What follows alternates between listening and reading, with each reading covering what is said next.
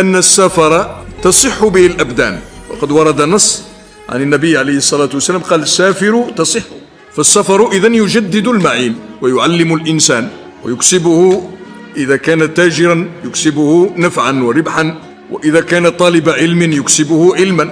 وقد عبر عن هذا الإمام الشافعي رضي الله تعالى عنه حينما قال: تغرب عن الأوطان في طلب العلا، وسافر ففي الأسفار 5 فوائد: تفرج هم، واكتساب معيشة، وعلم، وآداب، وصحبة ماجد.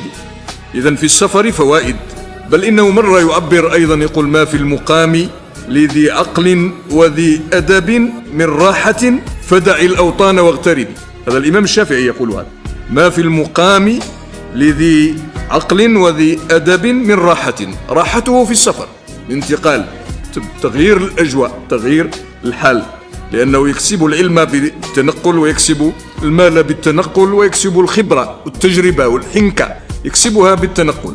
ولهذا قال: ما في المقام لذي عقل وذي أدب من راحة فدع الأوطان واغتربي. سافر تجد عوضا عمن تفارقه، وانصب فإن لذيذ العيش في النصب.